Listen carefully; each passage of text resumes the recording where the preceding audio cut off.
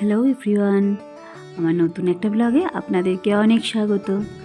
আজকে শুক্রবার, আর আজ সকাল সকাল বেরিয়ে পড়েছি দার্জিলিং যাওয়ার উদ্দেশ্যে।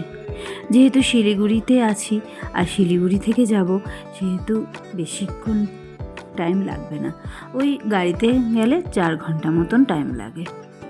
আমরা শিলিগুড়ি জংশনে এসে একটা গাড়ি ভাড়া করলাম। গাড়ি ভাড়া করে এবার দার্জিলিং যাওয়ার উদ্দেশ্যে রওনা দিয়েছি। পথে যেতে যেতে পাহাড়, মেঘরোদ্দুরের খেলা দেখতে দেখতে অনেকটাই পৌঁছে গেলাম।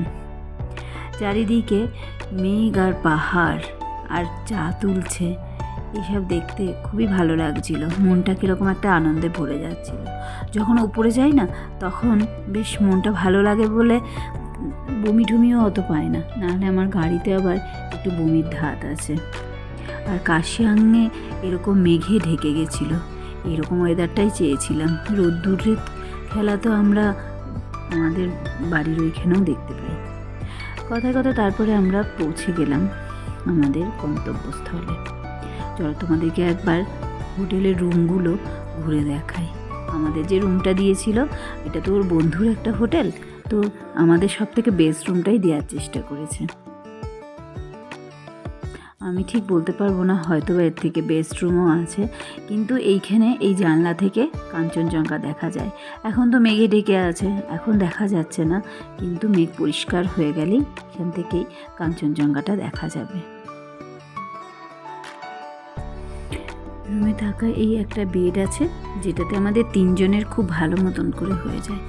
আর তার সাথে টেবিলে একটু চা কফির ব্যবস্থা।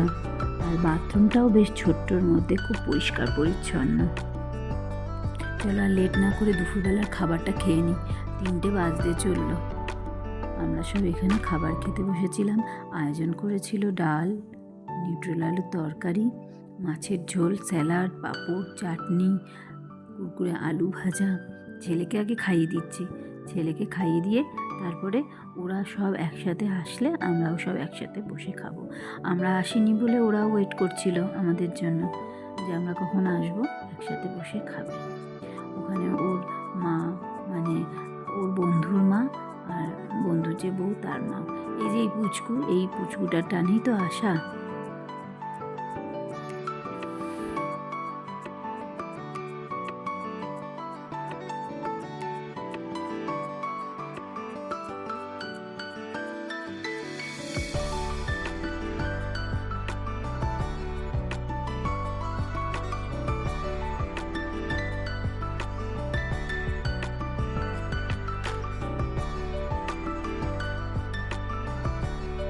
পুচকুকে বললাম যে একটুখানি ভাইয়ের ফটো তুলে নিয়ে আয় তো। সে যে কী তুললো আমিও জানি না। আমরা খাচ্ছিলাম, ফোনের দায়িত্ব দিয়েছিলাম, ব্যাস কত কি নাচানাচি করে সব ফটো তুলেছে। এবার খেয়ে দিয়ে একটু রেস্ট নিয়ে নিয়েছি। এবার সন্ধ্যা হয়েছে, এবারে বলছে, বায়না ধরেছে চলো একটু ঘুরে আসি। তখন বাজে 7টা।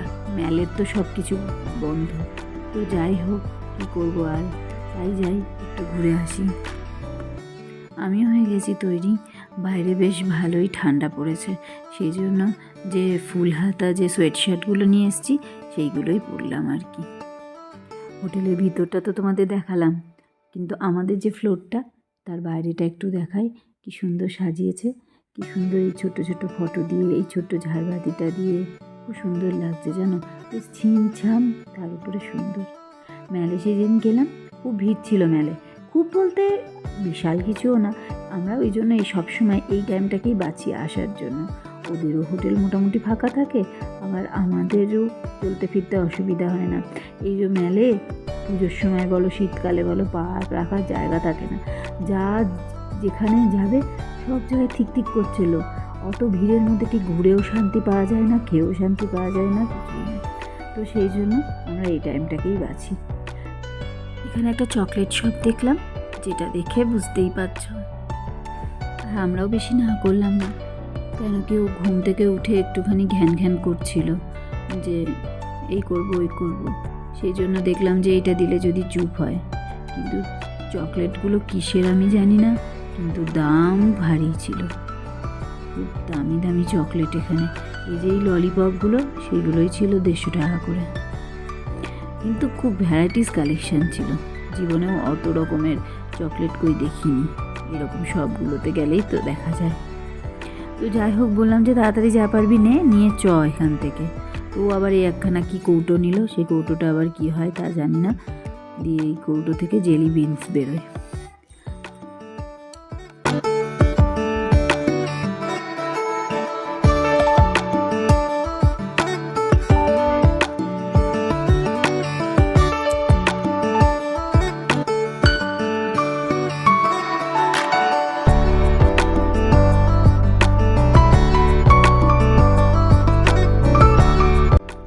চারিদিক ঘোরাফেরা করার পরে একটুখানি মোমো নিলাম, ভেজ মোমো, কিন্তু তার টেস্ট যা ছিল অসাধারণ টেস্ট। বেশি খেলাম না, রাত্রিবেলায় আবার খাবার বিশাল আয়োজন করছেন ওনারা। যাই হোক, বাড়িতে এসে পুচকুকে খাইয়ে দিলাম মাটন কষা, ভাত আর পাঁপড় ভাজা। ও যেহেতু ওইসব বিরিয়ানি টিরিয়ানি খায় না, সেই জন্য ওর জন্য এইটাই। আমরা বিরিয়ানি, মাটন বিরিয়ানি, সে যে কী দারুণ হয়েছিল। এটা করেছিল অবশ্য ওই যে আমার বন্ধুর বউটা দেখলে না, তার মাই করেছিল। খুব সুন্দর খেতে করেছিল কিন্তু। তো আজকের মতো ভিডিওটা এখানেই শেষ করছি। আমরাও বিরিয়ানিটা খেয়ে নিই, আপনারা ভিডিওটা দেখে কমেন্টস করে দিন যে কেমন লাগলো। তো আবার দেখা হচ্ছে নতুন একটা ভিডিওতে, নতুন কোনো দিনে। ভালো থাকবেন, সুস্থ থাকবেন। আজকের মতো টাটা।